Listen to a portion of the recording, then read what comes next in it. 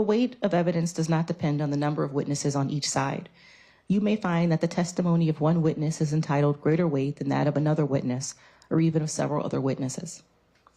In weighing the evidence, you may take into account matters of your common knowledge and your observations and experience in the affairs of life. In reaching your verdict, examine the evidence with care and caution. Act with judgment, reason, and prudence. Defendants are not required to prove their innocence. The law presumes every person charged with the commission of an offense to be innocent. This presumption requires a finding of not guilty, unless in your deliberations you find it is overcome by evidence which satisfies you beyond a reasonable doubt that the defendant is guilty. The burden of establishing every fact necessary to constitute guilt is upon the state. Before you can return a verdict of guilty, the evidence must satisfy you beyond a reasonable doubt that the defendant is guilty. If you can reconcile the evidence upon any reasonable hypothesis consistent with the defendant's innocence, you should do so and return a verdict of not guilty. The term reasonable doubt means a doubt based upon reason and common sense. It is a doubt for which a reason can be given, arising from a fair and rational consideration of the evidence or lack of evidence. It means such a doubt as would cause a person of ordinary prudence to pause or hesitate when called upon to act in the most important affairs of life. A reasonable doubt is not a doubt which is based on mere guesswork or speculation. A doubt which arises merely from sympathy or from fear to return a verdict of guilt is not a reasonable doubt. A reasonable doubt is not a doubt such as may be used to escape the responsibility of a decision. While it is your duty to give the defendant the benefit of every reasonable doubt, you are not to search for doubt. You are to search for truth. Consider carefully the closing arguments of the attorneys, but their arguments and conclusions and opinions are not evidence. Draw your own conclusions from the evidence and decide upon your verdict according to the evidence under the instructions given to you by the court. Is the state ready for their closing argument? Whenever you're ready.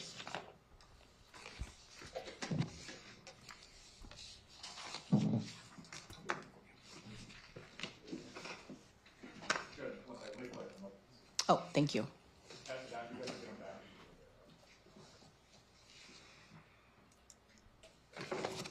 Just gonna move it kind of inside.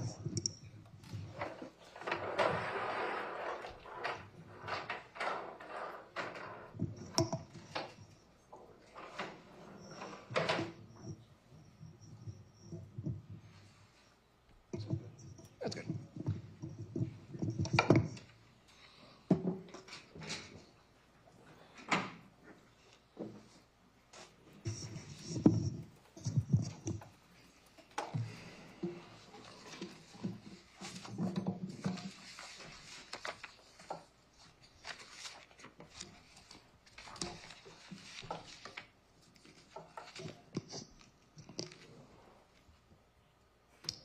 I told you at the beginning of this trial that elections are the cornerstone of our democracy. We rely on our election workers to maintain the integrity of our election system. They have to maintain that foundation. They are responsible for securing our elections, for protecting our elections, for making sure they run smoothly. Now, Ms. Zapata took a tiny hammer and started chiseling away at that foundation. Instead of helping to secure the absentee balloting system, she introduced fraud into that system. Now, throughout the past 2 days, we've heard testimony from multiple witnesses. First, we heard from 3 separate municipal clerks. All 3 testified about the process of how they receive absentee ballots, how they receive specifically military absentee ballots, what they do when they get that information, how they process it, and then what happens after they process it. They testified in this case. They each received a military absentee ballot request for Holly Adams, Holly Jones, Holly Brantdjen. All 3 requests had regular sounding names, all had appropriate birthdays, all had addresses that listed to a residential address to mail the ballot to. There was no red flags with any of these ballots. These ballots were not addressed to a college dormitory. They were not addressed to a post office. There is no reason that any of the 3 clerks should have had any question about these ballots. And so they appropriately issued the ballots. Ballots were then mailed off to the home of State Representative Janel Brantdjen. After that, we heard from a member of the Wisconsin Elections Commission, Robert Kehoe. And he told us that he was able to determine each of the 3 ballot applications that were made had identical date of births. Each were sent to the same residence, and each were created within minutes of each other. Now, all this information we received not just from these witnesses, but also from Ms. Zapata's statement herself. She told us the names of the people she used. She told us the dates of birth. She told us that she sent them all to the same residence. So in essence, these clerks and Mr. Kehoe are confirming what Ms. Zapata has already told us she did. Now next we heard from Claire Woodle. Claire Woodle is the executive director of the Milwaukee Elections Commission. She was Ms. Zapata's direct supervisor. Ms. Zapata was the deputy director, the number 2 in the organization. And Ms. Woodle testified to the defendant's job duties, that she was in part responsible for all absentee balloting throughout Milwaukee, that she was responsible for helping to safeguard elections, that she was responsible for securing elections, that it was the process and procedure that she was responsible to ensure. And then she testified also that Ms. Zapata came to her after these ballots had issued and said, I did it.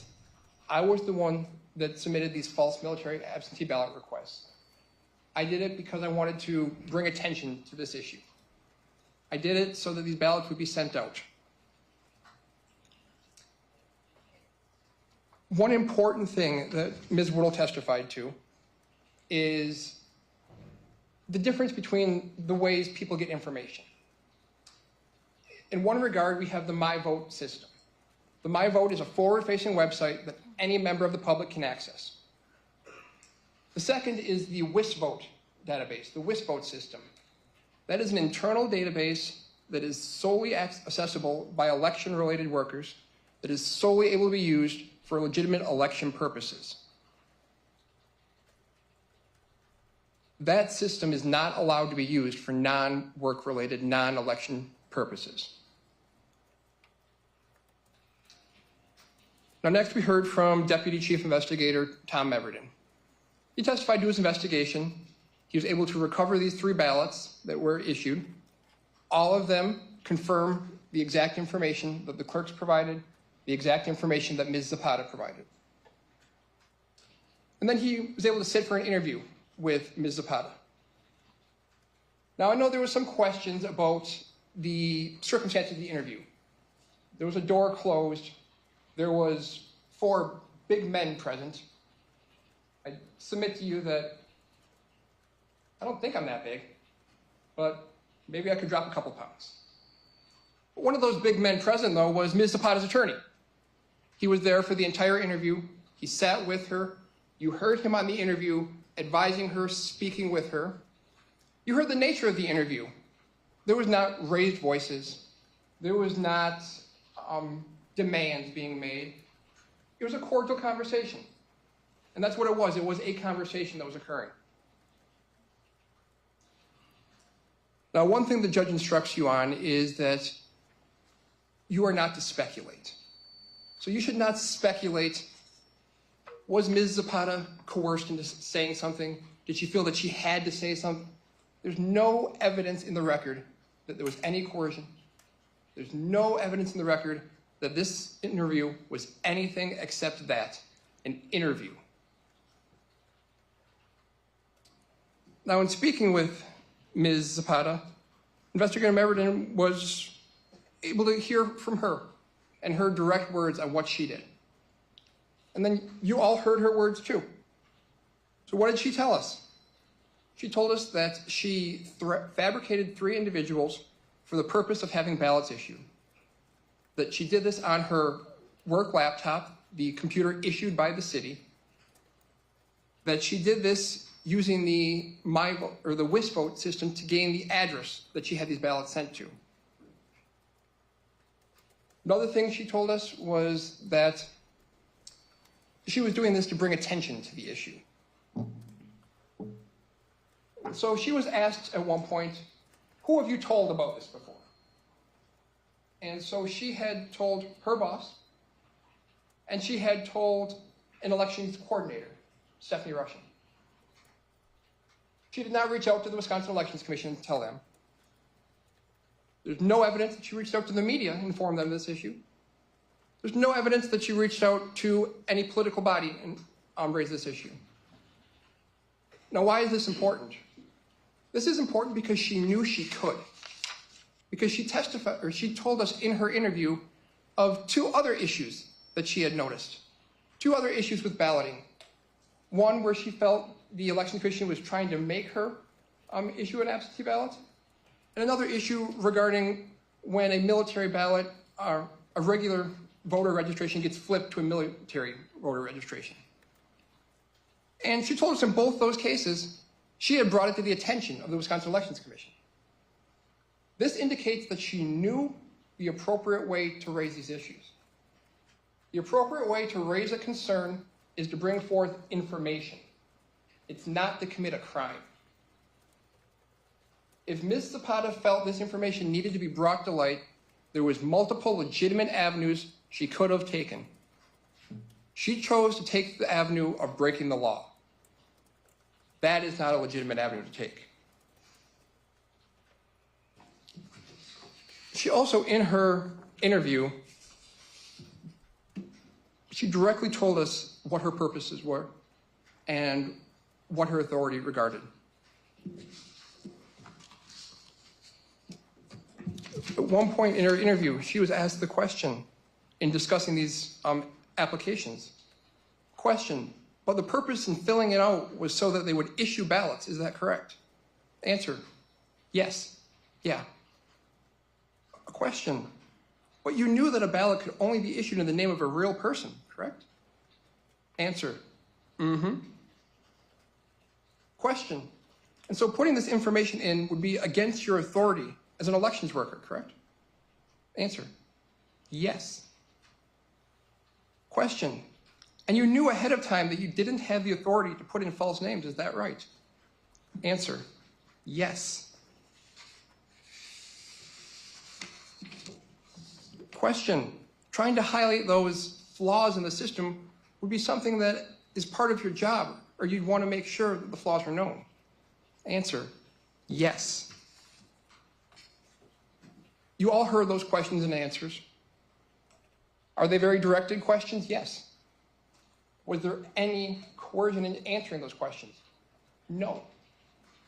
Just because a question is directed to a specific area doesn't mean it's an illegitimate question, doesn't mean there should be any concerns with the question. Ms. Zapata was not forced to answer in any way. The only thing that was asked of her was to provide information. She chose the information to provide.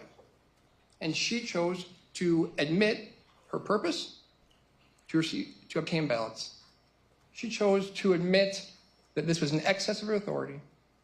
And she chose to admit that she knew this was wrong and an excess of her authority. Now, Ms. Zapata is charged with 4 offenses. The first offense is misconduct in public office. That has 4 separate elements. First element is that Ms. Zapata was a public employee. That is not in dispute. She was the deputy director of the Milwaukee Elections Commission. That is a public employee. The second element is that in her capacity as a public employee, she fabricated these names to obtain ballots. There is no dispute that she fabricated these names. No one has argued she did not go in and create these names. No one has provided any evidence that it was not her behind the computer entering this false information. The question is, was this done in her capacity as a public employee? Or was she acting as a private citizen at that point? This was as a public employee. She used her work-issued equipment, and in particular, she used the WIS vote system to gain the information she needed. The WIS vote system is not accessible to the general public.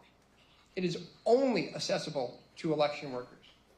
It is only accessible by putting in your log information and using your thumbprint to enter on a USB drive to actually gain access to the system. These are multiple steps that she would have had to take to access an internal database that should only be used for legitimate election-related purposes. That's how we know she's doing this as part of in her capacity as a public employee, because she's using all the public employee resources, and she's using things that no private citizen can access. Now, the fact this was done at her home does not make her a private citizen when she's doing this. As I indicated, she used her governmental equipment, used her governmental access.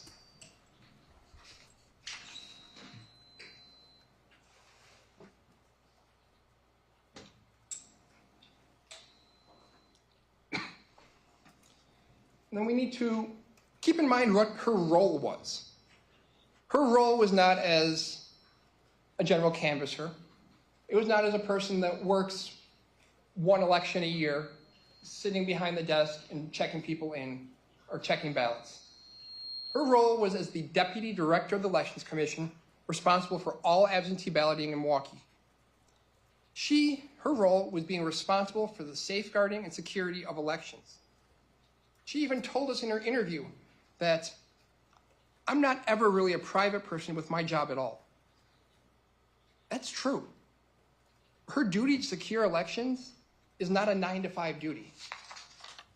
She can't say that she committed fraud, and she only committed that fraud as a result of her job. But it's okay because she did it after work.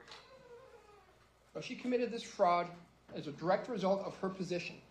She committed this fraud as a direct result of highlighting issues in her position that it is her job to address. That shows that this is done in her official capacity. Again, this was not a personal matter. If this was solely requesting ballots by random citizen X, maybe. This was more. This was a direct result to subvert the military absentee ballot system. This was a direct attempt to raise flaws with that system. Her job was to maintain that system. She told us in her interview that was part of her job, was to maintain the system and be aware of these flaws. So her acting in a manner to raise these flaws directly relates to her official duty of monitoring these flaws. So I would submit that the second element of misconduct is also met. Now, the third element is that her fabrication of names was in excess of her lawful authority. Again, her job is to secure and safeguard, not subvert and defraud. She introduced false information into the system. She told us that putting this information in the system was against her authority, that she could not request ballots in the names of fictitious individuals. This shows that it's in excess of her lawful authority. And frankly, it's just common sense. A person that is responsible for securing something should not be actively engaging in fraud against that system. A person whose responsibility is to maintain a system should not be chopping its legs out from underneath it. I would submit element 3 is met. And the final element, the defendant knew her conduct was in excess of her lawful authority. Again, she told us in her interview that this was in excess of her lawful authority. And I'd refer back to my last comments. A person responsible for security should not be engaging in insecure methods. A person whose job is to protect should not be engaging in misinformation and destroying. Any individual would know this. So I would submit the fourth element is also met. Following this, Ms. Zapata is charged with 3 counts of false statements to obtain an absentee ballot. Now, it's 3 counts. It's 1 count for each of the 3 ballots that was issued. So 1 count in relation to Holly Adams, 1 count in relation to Holly Jones, 1 count in relation to Holly Brantdjen. It's essentially the exact same facts for all 3. The only difference is the name and which municipality it was sent to. So let's turn to the elements. First element of false statements to obtain an absentee ballot is that the defendant made a statement for purposes of obtaining an absentee ballot. So let's break that down. First, she made a statement. Here, the statement is filling out the absentee ballot application. Her statement is the fraudulent name, the fraudulent date of birth, the fraudulent addresses for the individuals, is using the address of Janel Brantdjen. This is all a statement. A statement is an assertion of fact. She is asserting these facts when she's filling out that application. Second, we need to question, what was the purpose of the statement? Was the purpose to obtain an absentee ballot? Now, the defense has asserted, in essence, that the sole purpose here was to highlight flaws in the election system. Was that a purpose? Yes. However, nowhere in the instruction, nowhere in the law does it say this is the sole purpose. Individuals can have dual purposes. Just because you have one intent doesn't mean you can't have another one at the same time. I liken this to last night. I was taking my 3-year-old to dinner because he was hungry, and apparently I can't cook anything he likes. And so I said to him, "What do you want to eat?" And his response was, "I'm hungry." So, that's good. I have food here. No, that's not as good. So what do you want to eat? I want cheese curds. You know what? I can do that. So we took a trip to Culver's, got some cheese curds. So in this case, my son had 2 purposes. 3 if you include annoying me, but that's his general purpose nonstop. But he had 2 primary purposes. 1, he was hungry.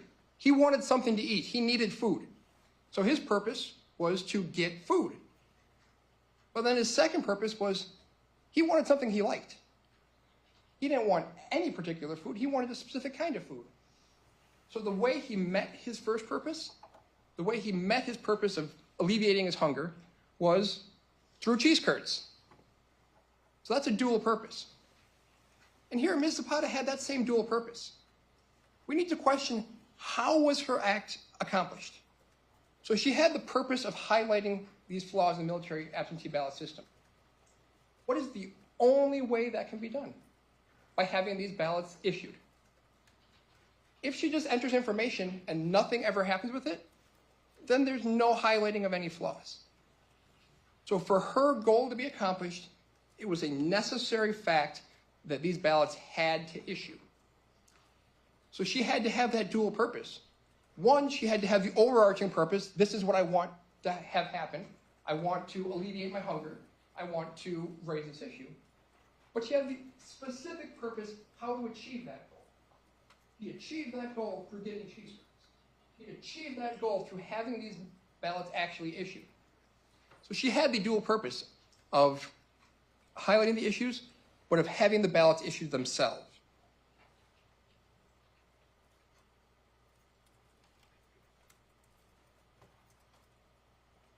And again, we look at what is the inevitable result of her actions. In entering this information and having no red flags from the information, inevitably a ballot must be issued. And our clerks told us they have 24 hours to issue these ballots. There was no red flags with these names, with these addresses. They were not the dorms. The name on the ballot was not Mickey Mouse. It was not Donald Duck. These were legitimate sounding names. Clerks have no reason to scrutinize every single name, every single ballot. They are overworked enough. That is not a legitimate use of their time. We'd also note that Ms. Zapata said in her interview that her purpose was that ballots would issue. So again, we can look at all the evidence, but we also look at what her own words were. Her words were that she had the purpose that the ballots be issued. So I would submit that the first element, that she made a statement for the purposes of obtaining an absentee ballot, has been met. Now, the second element of false statements is that the statement itself was false. I don't believe there's any dispute about this. These are 3 fictitious individuals.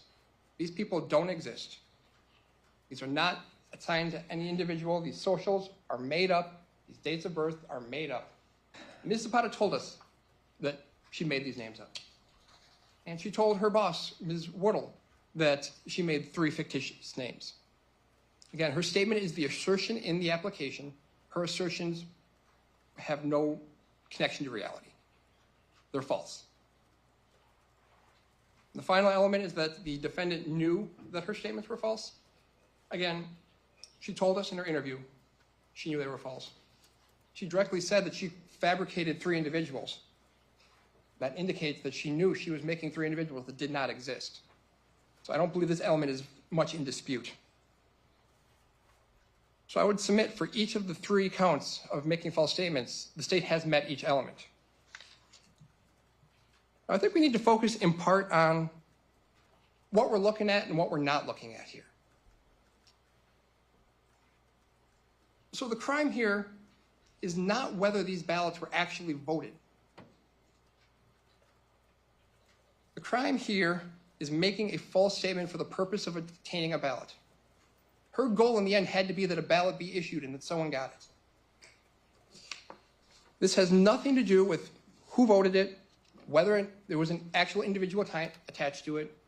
This has nothing to do with whether there was a person out there that had their vote stolen. This has nothing to do whether there was a real individual that had their identity used. This is about Ms. Zapata abusing her authority and acting outside of her duties or outside of her authority in issuing these or requesting these ballots.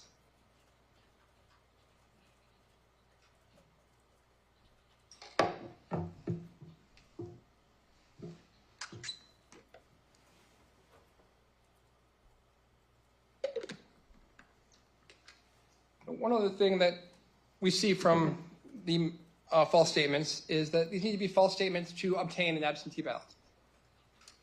Nowhere does it say that Ms. Zapata needs to have the ballot in her hand. Nowhere does it say that she needs to personally obtain this ballot from someone. It's not in the statutes. It's not in the jury instructions. You will not be instructed that she has to personally receive this ballot. That would essentially immunize fraudsters who just had ballots sent to anyone they want. That would basically tell them, oh, that's free reign. We need to look at the actual language of the statute, the language of the instruction, that it is the purpose of obtaining an absentee ballot. This means that the purpose must be that an absentee ballot be obtained. Absentee ballots were obtained. 3 of them were sent off, were obtained by this residence. We need to look at what results that Ms. Zapata wanted to happen. She wanted these ballots to issue. Otherwise, her entire scheme falls apart.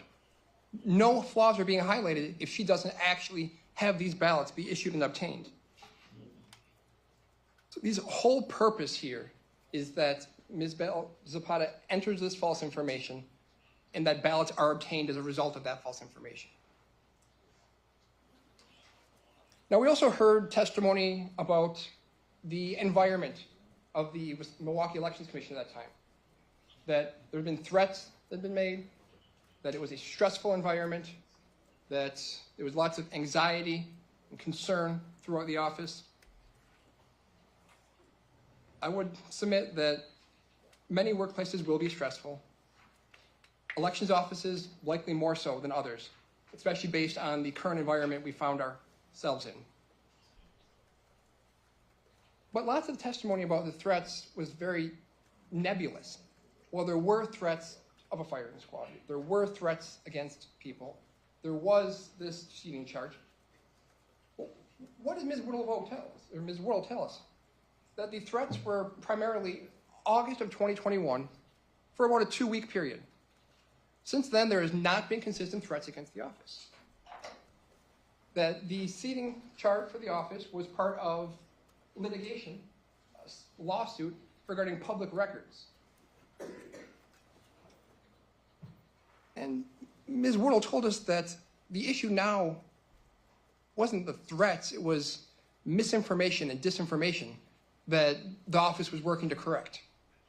She told us that stress is caused by this disinformation, by this misinformation. So then look at Ms. Zapata's actions. She's creating fictitious people. She's creating more misinformation. She's having these fraudulent ballots sent out. So she is, in essence, providing fodder to those individuals in our community who believe that there are issues with our elections, who doubt our elections.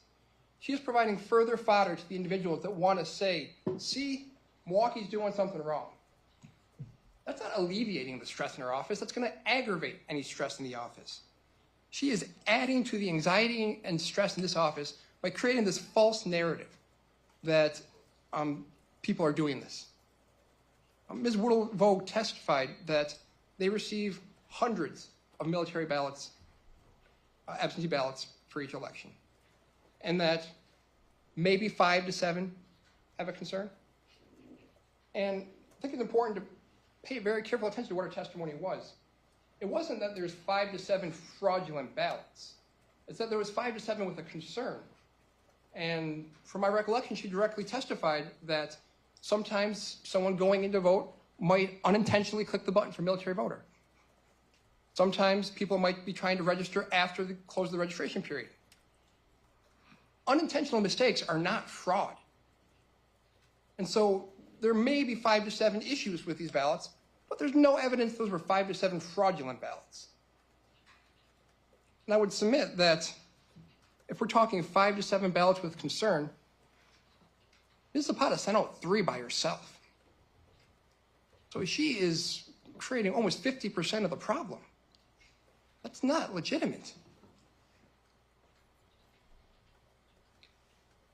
Now, counsel has, on multiple occasions, referred to Ms. Zapata acting the role of a whistleblower. She is not a whistleblower. A whistleblower is someone that exposes information. They gain information and they bring it forth to the public to raise awareness about that information. Ms. Zapata is committing crimes. She is not exposing the information, she's committing election fraud. She brought to light the situation by lying on these applications, by having these fraudulent ballots issued. That's not blowing the whistle on the problem, that's aggravating the problem. She could have gone to the Elections Commission. She stated in her interview on 2 separate occasions that she'd done that for other issues. She did not. She could have notified the media. She did not. She could have called her local politicians. She did not. The only person she brought this to her attention was her boss and the elections coordinator. The question to ask is, what other laws is she allowed to break then? Election law is voluminous. There are entire sections of our statutes devoted solely to election law. So Ms. Zapata can't just choose and say, I see an issue here, I'm going to break the law. I see an issue, I'm going to do what I want. That's not the role of the clerks. And she expressly stated in her interview that their role wasn't to challenge the law, it was to follow the law. This is not following the law. As a society, we cannot tolerate people that are going to break the law, violate the law, when there are multiple legitimate means to raise those same concerns.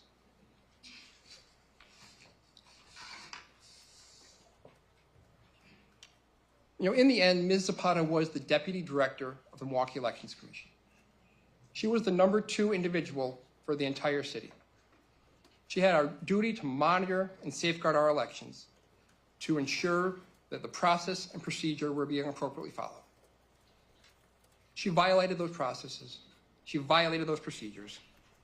She chose to create fictitious identities using her official work computer and an official state database that is not accessible to anyone outside of their official job duties. This was not acting as a guardian of our elections, as a guardian of our democracy. This was her deserting her duty to protect and secure our elections. She voluntarily caused harm to the system that she was tasked with protecting. Based on all the facts and evidence that have come in, I ask you to find Ms. Zapata guilty of each count. Thank you. Attorney Adams, whenever you're ready. I'll just need a minute to get set up, Your Honor. Okay. I don't know if we want to invite a stretch or...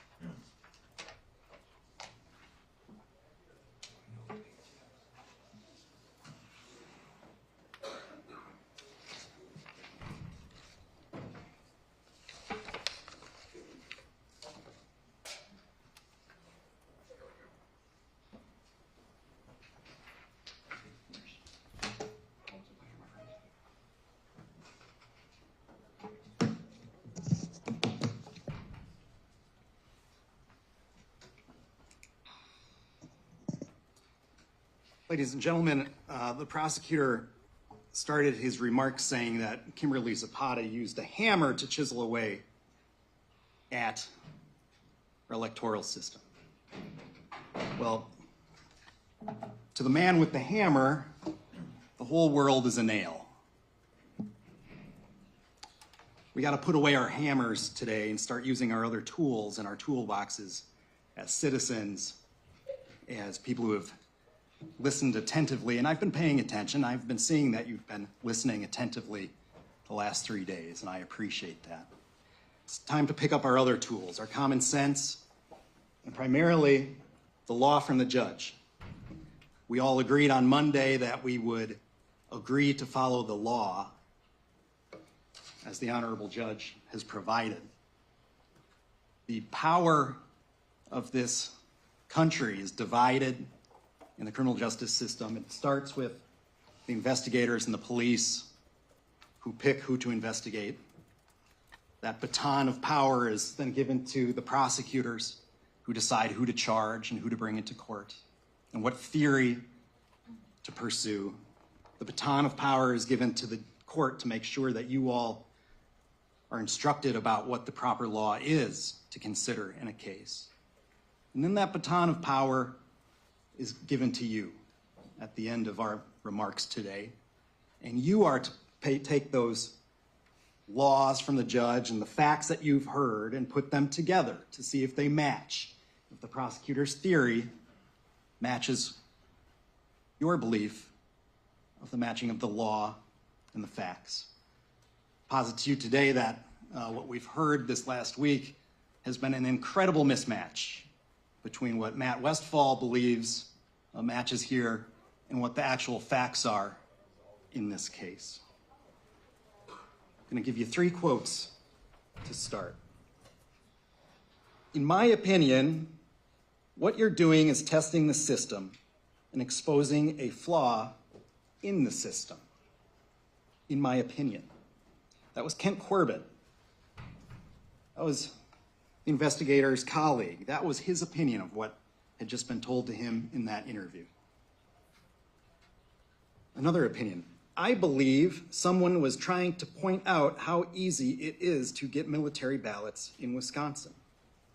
That was Janel Brantdjen. That was the recipient of these military absentee ballots. Wasn't told anything about anything, didn't speak with Kimberly Zapata, but that was her off-the-cuff opinion about what had happened, and she was correct. It was so obvious to her. What she did was to highlight what she perceived to be a very real vulnerability. It was Kimberly Zapata's boss.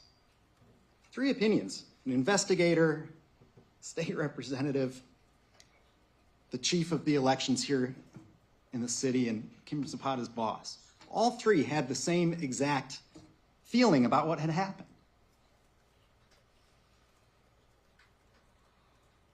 Kim Zapata's acts were driven by stress. They were not perfect in any way. But what she did was act to illuminate a gap between the American ideal of a perfect democracy and the facts as they are, which is there is a gap, a flaw in Wisconsin's electoral system. That's it. It was imperfect. In retrospect, would she have done it again? Who knows? I bet not, right? But the truth was there. The truth of what she was pointing out was there. And it remains. And as your toolbox, and I like to think of jury instructions as your toolbox, what it will tell you ultimately, and in jury selection we talked about just briefly what your burden of proof is, and it's on starts on page 4, but really on page 5. Really, this is the most important tool in your toolbox about how to make your decision, how to weigh this evidence and come to a conclusion. How it ends, how that instruction ends, is a beautiful statement. You are to search for the truth That is your duty. That's what you have agreed to do. You are to search for the truth. We started this week, the first statements out of Mr. Westfall's mouth, I believe, were untrue. Maligned my client as a fraudster. He said she injected fraud into the system, a line that he used again today. Was that true? Was that the truth of what was happening in October of 22? That she was chopping the legs out, he says today, chopping the legs out of the electoral system. Could that be further from the truth of what Kimberly Zapata was doing? She was a whistleblower. She was showing with the truth, with an action, an imperfect action, but a truthful action of what was going on. We learn the truth from Kimberly Zapata herself. She walks into a room, a small room, you can imagine this, a conference room in the district attorney's office. So you can imagine she walks through that office, is led to a room. She has this attorney and 3 other men, so 4 men and her. She sits down at a table, and what the prosecutor calls a cordial conversation ensues. She told the truth. Tom Everton, the investigator, one of the men that was in the room, was asked by me, well, do you have any evidence throughout your investigation, talking to anybody, that what she told you about her purpose in doing what she did, you have any other evidence that that wasn't true? No. No. No other evidence. When it comes to her explanation, that was the truth. We know that she wasn't acting as a nefarious, bad actor. Because Tom Meverton, he brings up, well, what would have happened if someone nefarious had gotten these ballots or had done this? The question is the answer. She wasn't doing it to be a bad actor. She was exposing a system where, in his question, he knows, boy, what if somebody who wanted to cause mischief, who wanted to do something bad with this open-ended system, what could they do? They never really answer that question, but I think we know. There's a huge flaw here. And if people don't take it seriously, some nefarious person will do something bad with this flaw in the system. She wanted to point that out. She was a whistleblower, and her purpose was to draw attention to this very legitimate flaw. The prosecutor needs to prove every single element, which you're going to get in your toolbox here, every element of the crime. And one of those, of course, is she made a statement for the purpose of obtaining an absentee ballot. One thing you're going to be told in this jury instructions is to use your common sense. There's a reason we don't have a system where a government prosecutor or a government magistrate, some Queen's counsel comes in and gets to make this decision about whether the facts and the law match. Our founders of this country who wrote the Constitution, who adopted the Constitution, who negotiated a Constitution to give us our system of government weren't perfect people, okay? But they got something right. That when it comes to accusing and finding someone guilty of a crime, that is too important for just a government agent. This is something where the people need to be engaged and act as a check on the government to make sure that the facts and the law match. Here, use your common sense to interpret what the phrase defendant made a statement for the purpose of obtaining an absentee ballot is. Mr. Westfall, in his interview of Kimberly Zapata, in his questioning of witnesses, And in his argument this morning, kept using the word issue. Her purpose was to issue a ballot. A ballot would be issued. She knew it would be issued. Ladies and gentlemen, you can take this jury instruction back. You can look over every word. The word issue or to be issued is not in this jury instruction. What is obtaining.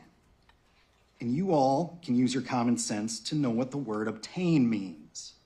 Obtain means to get, to acquire. I obtained a pizza. I didn't issue a pizza. When you think of the word obtain, does the word issue come into your brain as being the same? Or get and acquire? Kimberly Zapata never wanted to obtain anything. And that wasn't her purpose.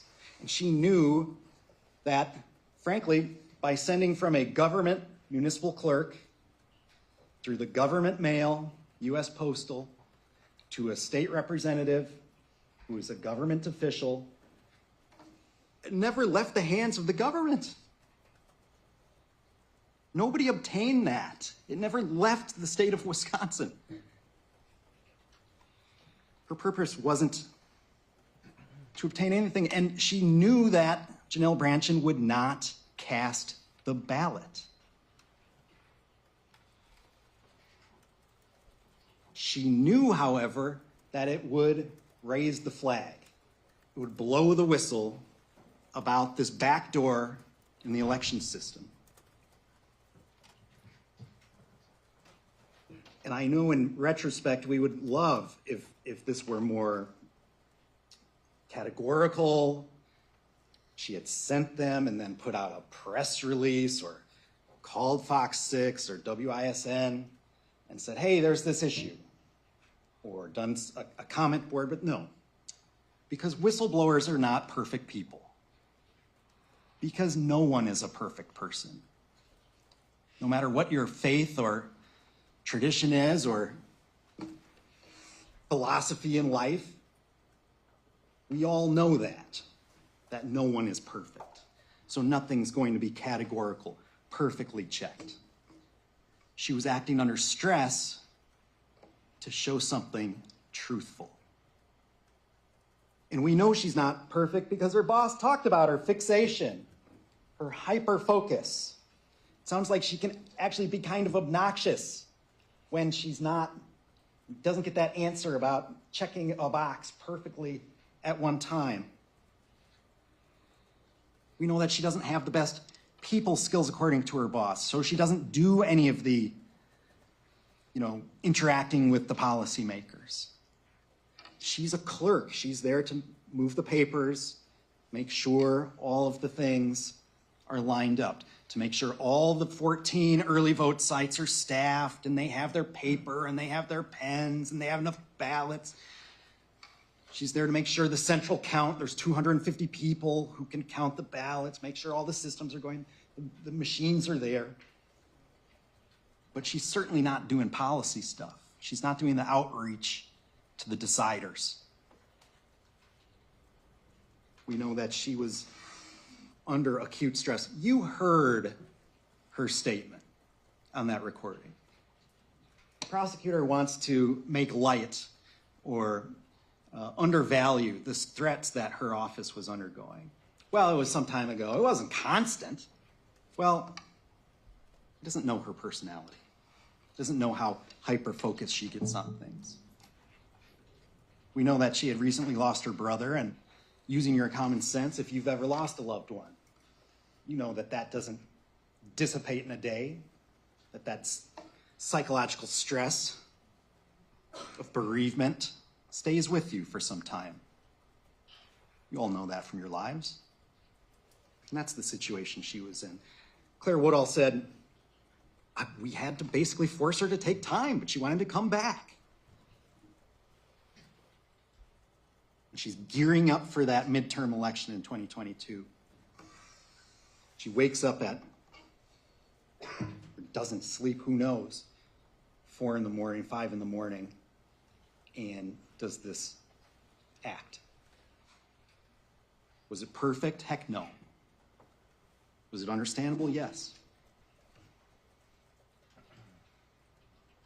We know that the issue she's trying to highlight, which has been highlighted again this week, should leave us all a little disconcerted, because anyone on the planet Earth can log in to My Vote, just public website, go to My Vote, without an ID, without having any prior voting history, can enter anything and get any municipality in Wisconsin to send a ballot anywhere in the world.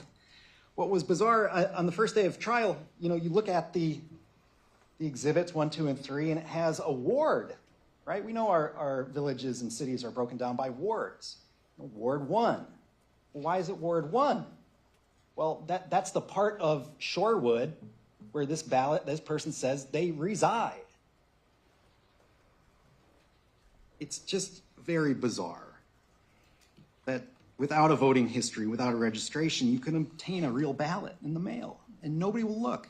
You heard those 3 clerks, God bless them, right? They're doing their job as they see it. But if you don't think it's a real issue that someone can log in, simultaneously, use the same first name to send something to the same address with the same DOB, and within the end of that business day, these things are out into the world. And nothing at the Wisconsin Election Commission flags to say, well, there's an issue here, there's an issue, someone pay attention, some real human, take a look, call the clerks, do a double check. Nothing. Even though those clerks all independently entered this information, nothing triggered. I mean, where in the IT world does that happen? That there's no flag built in. God forbid somebody uses a VPN and cloaks their IP address. You'd do this from anywhere in the world and they would never catch you. This is a real issue, folks. Kim Zapata brought that issue to the forefront. That was her purpose. Regarding the clerks and the lack of scrutiny, I mean, we're talking about Menominee Falls. It makes absolutely no sense. The purpose of a military absentee ballot is so our men and women who are doing their duty, serving overseas, serving in bases around the country, not in their residence, can participate in democracy. That is a wonderful thing. It is something we should guard with our lives. The sanctity of their votes should be something that we elevate. And yet in this system has been bastardized, because anybody can walk through the door that was set up for our fighting men and women if they wanted, as a nefarious bad actor. Kimberly Zapata showed that.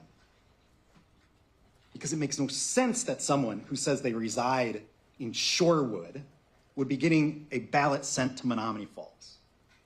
That does not make any sense. And if there was an ounce of scrutiny of that, a return email, a call to that voter, just looking to see if that voter is a military voter, do they have any registration as a military voter? Are they even of the age to be a military voter? None of that. Now, let's talk about, and this is going backward to count 1, which is this misconduct in public office. Mr. Westfall's theory is that Kimberly Zapata was acting in her capacity as a public employee. That doesn't match anything we know in common sense. He points out to his cordial conversation. He didn't identify himself this morning, but I know you all know about his end of the cordial conversation. At the end of the interview, this woman is brought in this closed room. The other investigators ask her for open-ended questions so she can tell her story. And then Mr. Westfall comes in to try to get the one-word answers that he wants, that he believes that the investigators, former homicide, former sheriff investigators, did not get. So he asks for the magic words, which are yes or no's, which he's quoted himself today. But you knew the ballot can only be issued in the name of a real person, correct? Correct. You've heard me use this type. I mean, this is a courtroom. Cross-examination is something we do in a courtroom. It's not something you do in a cordial conversation. With all due respect, I mean, if that's how a cordial conversation would be with Mr. Westfall, I will never go to coffee with Mr. Westfall. That's not a cordial conversation. That is a directed cross-examination. So putting the information in would be against your authority as an elections worker. Correct? Yes. I mean, this is at the end of this conversation, he gets these gotcha answers that fill his worldview. He's got his hammer, and he's nailing away at that point. What matters about whether or not Kimberly was acting in her capacity as a public employee isn't Matt Westfall's theory. It's what the facts are. It's what you apply the facts with your common sense. This is a woman at 4 or 5 in the morning in her own home, in a stressed state, in a hyper-focused state, doing something.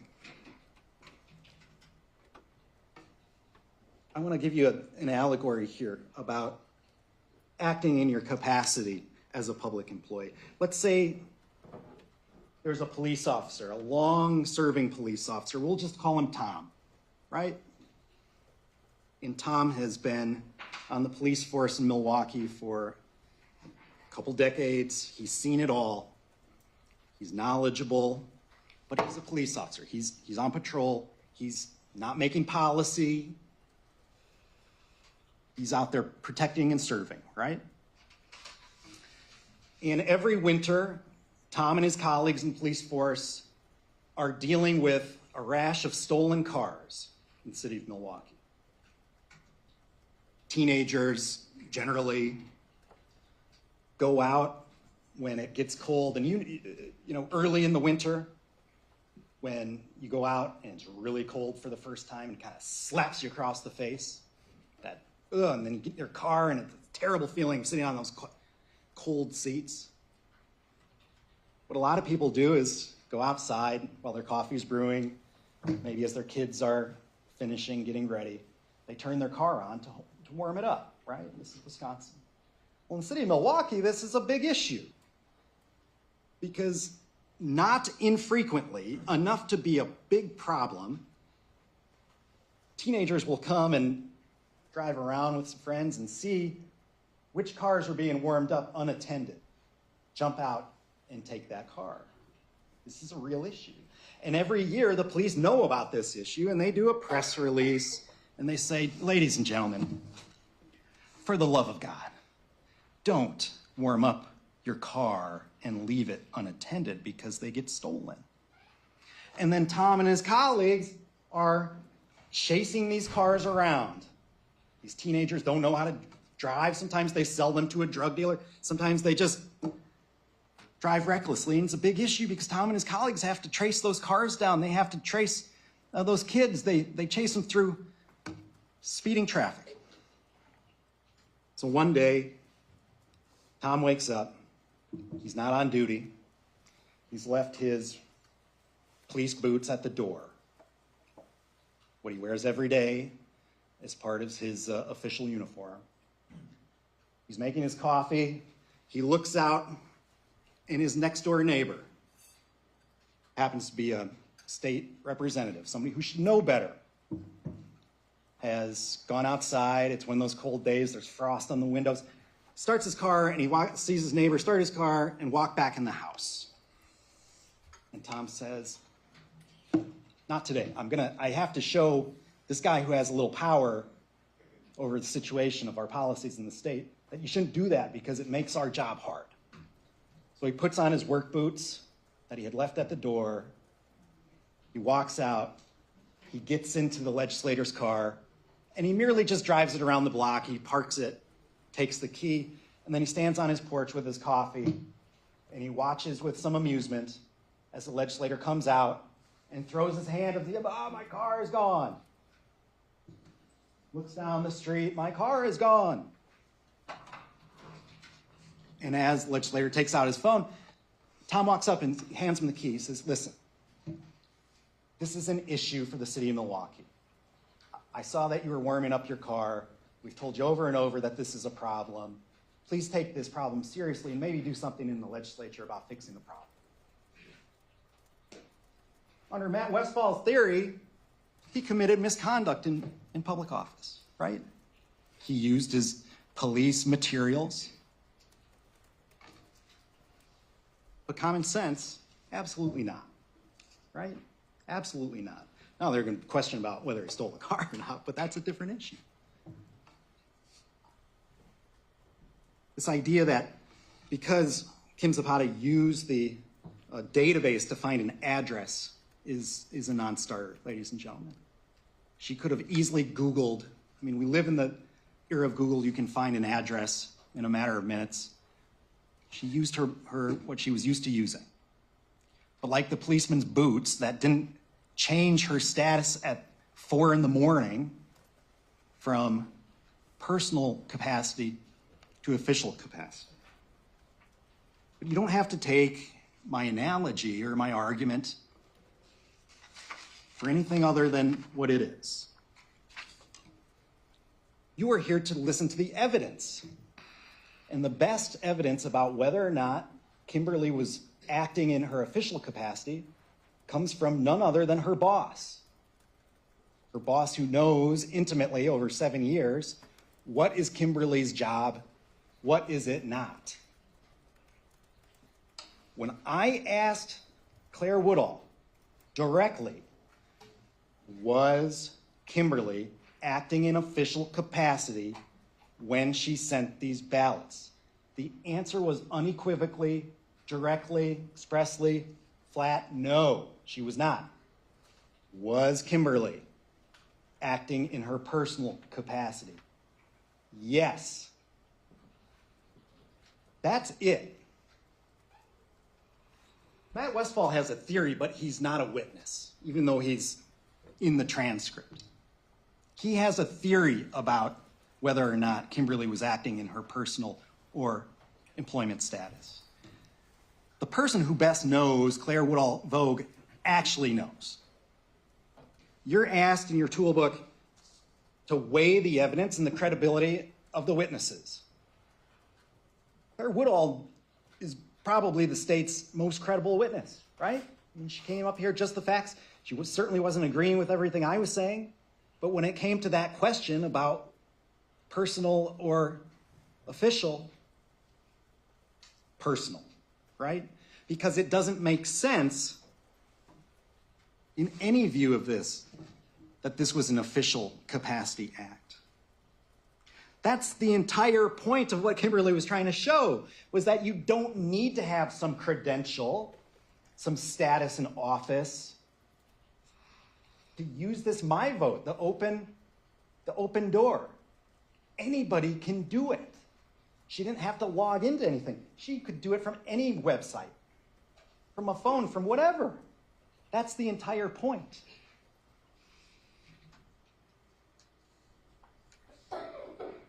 Kimberly had no policy, no lobbying, no state law, no advocating role. Maintaining, and this is in his gotcha questions, Mr. Westfall's asking about, isn't it important to maintain the system? Well, yeah, as a clerk, as things are coming in, she's maintaining the system. She's there making biscuits, okay, in her job. What she did was a personal foray under her stress.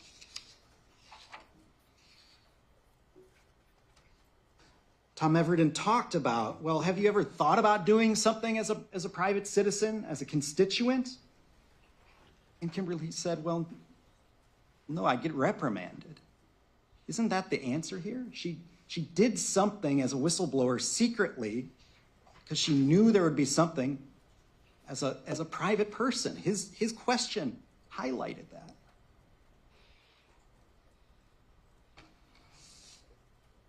The truth of this matter is so evident to everyone who came to court and testified. It's so evident that even the investigator in court agreed that Kimberly Zapata's version of what occurred and her purpose, her intent, was truthful, as she said. And what she said was, I went to the state's public website, myvote.wi.gov, and I fabricated 3 individuals who do not exist because I didn't want to harm any actual individual. I sent military ballots because military voters do not need to register to vote, and they do not need to show photo ID. And I had the absentee ballot sent to Janel Brantdjen because I wanted to make a point of how there is fraud out there.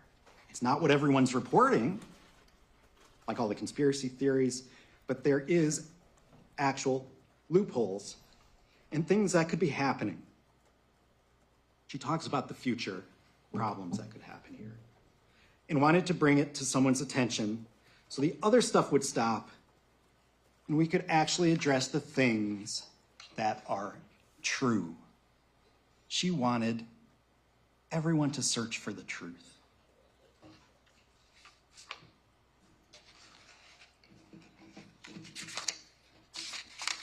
Now, I quickly here, I need to sit down. The baton of power is being passed to you, and the only time that I've ever gotten to hold it is when I was asking questions and now speaking to you at this moment. And I'm going to give it back to Mr. Westfall again. He gets to get the last word because he has the burden of proof. It's a very high burden. You'll read about it in your jury instructions. This is the last time I ever get to address you about this. Let it be known, I'll be sitting there grinding my teeth as Mr. Westfall addresses you again because I won't be agreeing with anything he has to say. Know that. So as he's talking, think about what Dan Adams would be replying to his remarks would be. As the baton of power is given to you, remember that in this country, the thing that ensures our most basic principles of common government, that drives democracy, that fights for equality under the law, and which strives for justice, is one person, one vote. Kim Zapata was striving to protect that idea so that a person could not game these military ballots to achieve more ballots and to bastardize that basic underpinning of our democracy. And now as you go back and deliberate, you all are given one person, one vote. Each one of you is equal to the other in your say on these facts and whether or not they meet the law. And as you do that, you will quickly realize Kim Zapata didn't want to obtain anything. You know what that word means. And she certainly, at 4 in the morning, 5 in the morning, was not acting in her official capacity. Thank you for your attention. Okay, we're going to have rebuttal from the state. First, for just a moment, I'm going to have to take us off the record.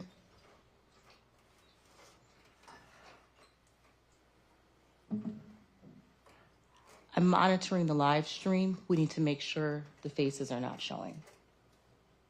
It's a problem.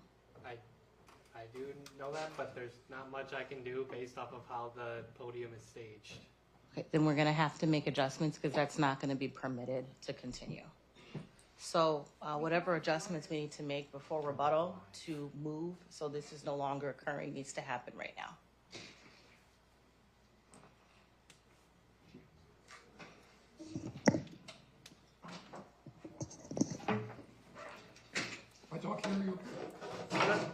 out here, are you okay?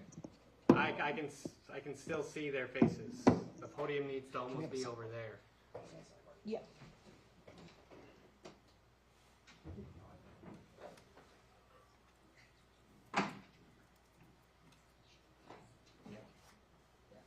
So it's gotta be the wall and you'll just get audio, but you cannot show their faces. So it's gotta come off. Okay. You can record audio, but All right. you cannot have the faces shown.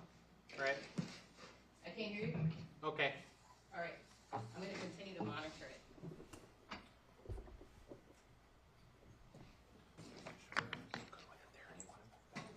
That's fine. Hold on.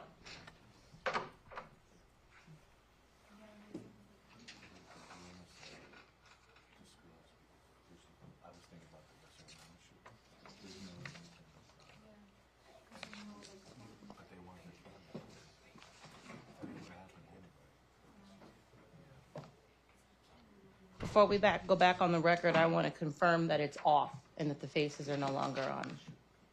All right. We'll go back on the record. We'll continue with rebuttal from the state.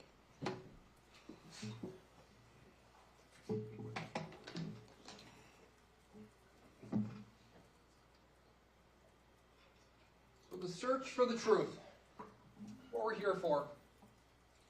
What is the truth? Truth is, Ms. Zapata lied. She submitted 3 false applications. She lied about the names. She lied about dates of birth. She lied about the addresses.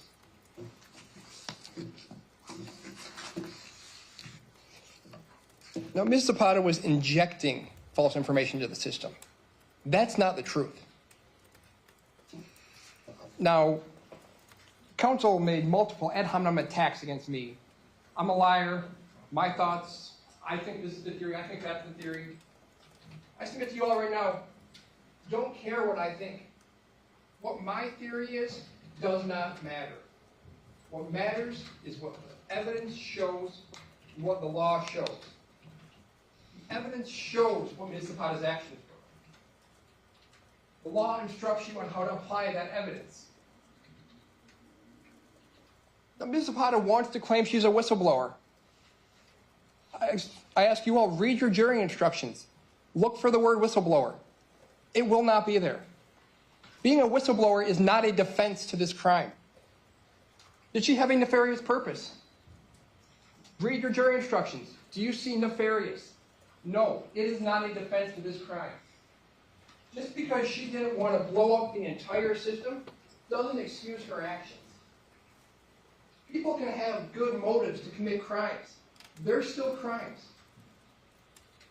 If a person is homeless and hungry, and they go and rob a grocery store to get food, they still committed a crime. We don't excuse their robbery and excuse their actions just because they had a good reason to do it. Whistleblowing, again, connotes the providing of information. Ms. Zapata is not providing information. She is committing crimes.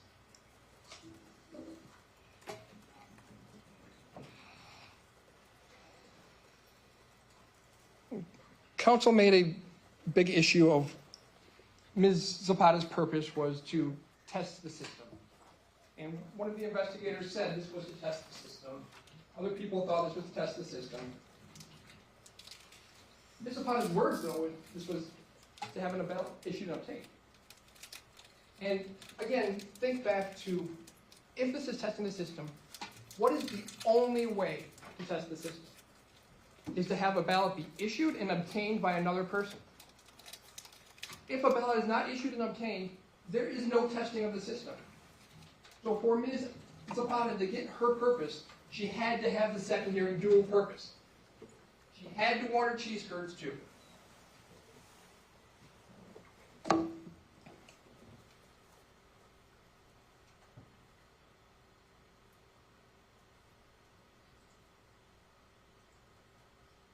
Now, there was a discussion of how Ms. Zapata is a hyper-focused individual.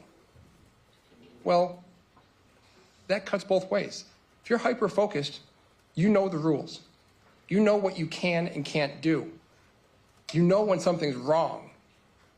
And in fact, in her interview, she told us she knew this was wrong. She knew she could not do this. She knew this was in excess of her authority. And we heard lots about how she was stressed out. I don't dispute. Being an election worker is a stressful job. It is a difficult job, and I commend anyone that is willing to work on our election system. But stress doesn't excuse crimes. Just because a person is stressed doesn't give them license to break the law. It goes back to our poor homeless individual who needs to steal food to eat. No one is more stressed than the person that lacks a home, that lacks food security. But we don't say it's okay to commit crimes just to highlight that or to bring that forth.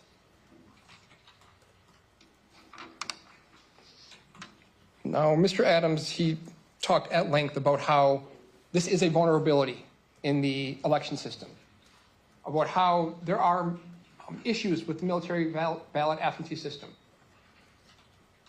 Whether there are or are not vulnerabilities in the system is not on trial. That is not an issue that needs to be addressed by this jury. Whether there are or not issues with the system is something that needs to be addressed by the legislature. They make the laws. They decide how to write the laws. And who doesn't decide the laws? Ms. Zapata. She doesn't get to choose which laws to obey and which laws to violate. If this was a concern, then she had appropriate and legitimate ways to raise it. She did not. She chose not to. Now, Mr. Adams mentioned how it makes no sense a person from Shorewood would get a ballot in Menominee Falls, and how military ballots wouldn't happen that way. Well, use your common sense. Active military does not mean you live at a military base. Active military does not mean that you're deployed overseas. It means what it says. You are active in the military. A person can be active in the military and on leave. A person can be active in the military and stationed in a location where they can still stay at home. A person can be active and stationed somewhere where they can stay with family. The fact that a ballot is sent to one municipality from another has nothing to do with whether this would be a red flag for clerks. That's the whole point of absentee balloting, is the ballot can be sent to somewhere that you may not live because you're not there temporarily.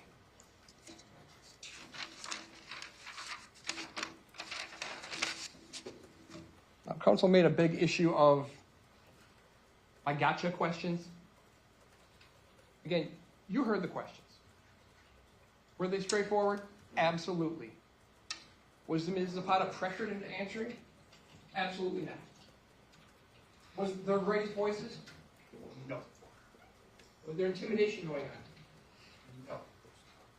Ms. Zapata was given a question, and she freely answered that question. That's not any concern. Mr. Adams gave us a long story about an officer stealing a car that was warming up. This isn't, though, a case of Ms. Zapata committing a crime and only using the boots that the officer was wearing.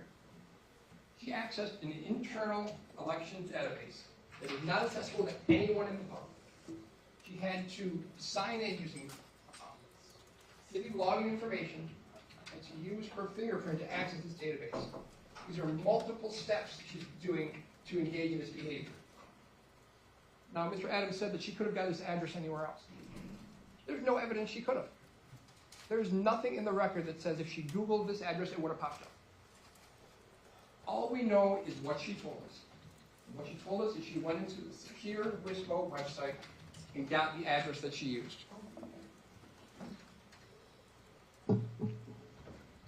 Now, Mr. Adams told us that the best evidence of whether she was acting in work capacity was the information from her boss, Ms. Woodle.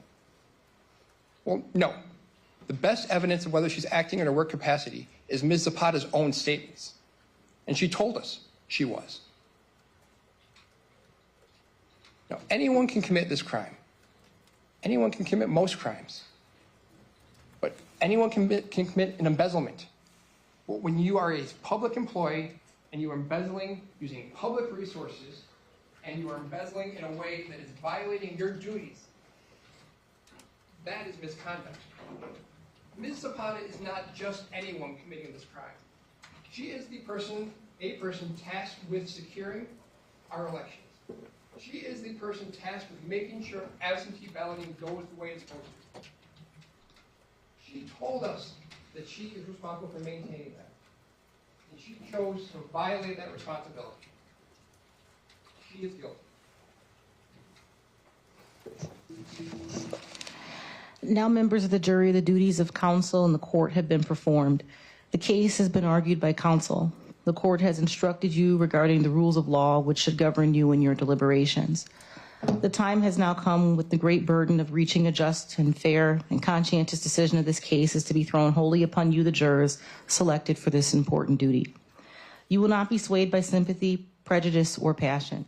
You will be very careful and deliberate in weighing the evidence. I charge you to keep your duty steadfastly in mind and as upright citizens, render a just and true verdict.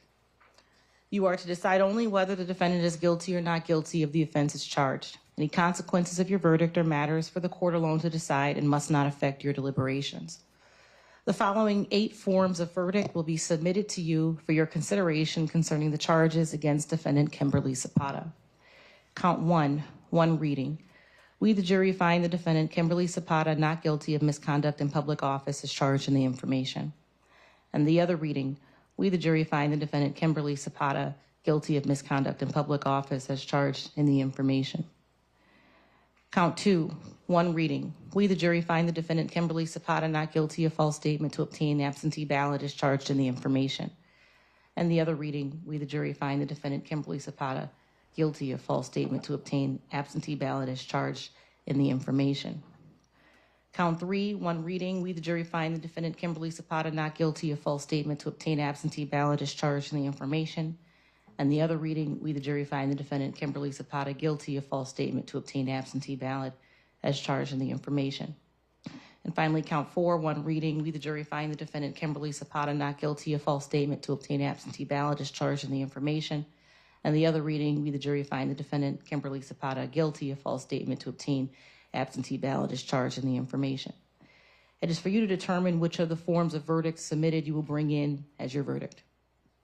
This is a criminal, not a civil case. Therefore, before the jury may return a verdict which may be legally received, the verdict must be reached unanimously. In a criminal case, all 12 jurors must agree in order to arrive at a verdict. When you retire to the jury room, select one of your members to preside over your deliberations. The presiding juror's vote is entitled to no greater weight than the vote of any other juror. If you need to communicate with the court while you are deliberating, send a note through the bailiff signed by the presiding juror. To have a complete record of the trial, it is important that you communicate with the court only by written note. If you have questions, the court will talk with the attorneys before answering, so it may take some time. You should continue your deliberations while you wait for an answer. The court will answer any questions in writing or orally here in open court. When you have agreed upon a verdict, have it signed and dated by the person you have selected to preside. After you have reached a verdict, the presiding juror will notify the bailiff that a verdict has been reached. Everyone will return to the courtroom. The verdict will be read into the record in open court, and the court may ask each of you if you agree with the verdict.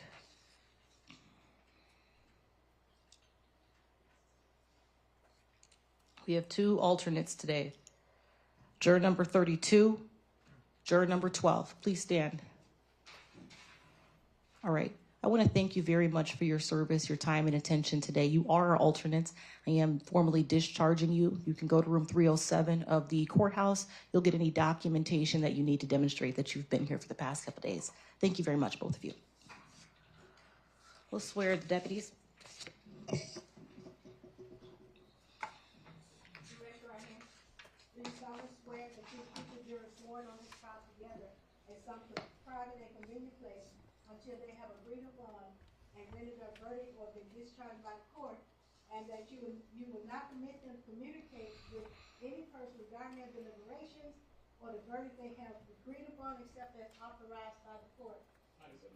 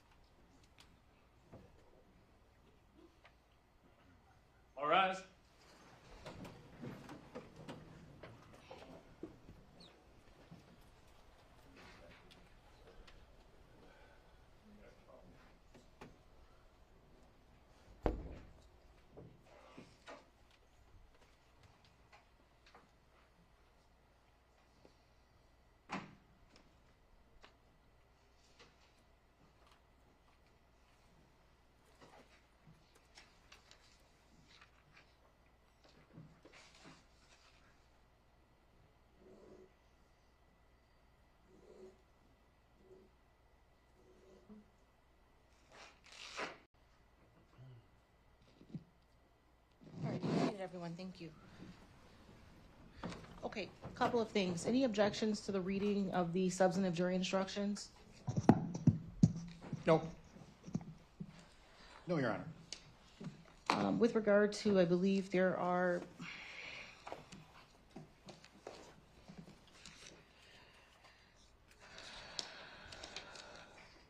four exhibits. 3 are the ballots in question.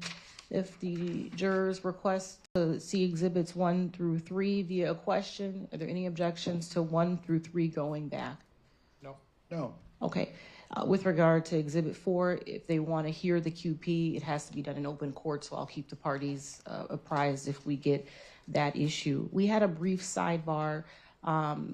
When I went off the record, I was alerted to the cameras picking up at least 2 jurors' faces. I had been monitoring the feed. It was not previously an issue, and so I wanted to deal with it as soon as possible, and we had a brief sidebar in the corner. Is there any record the attorneys want to make on that sidebar, that issue? No.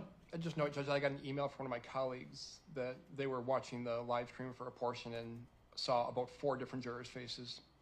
And that was about 5 or so minutes before we broke, so. Yeah, disappointing, yes.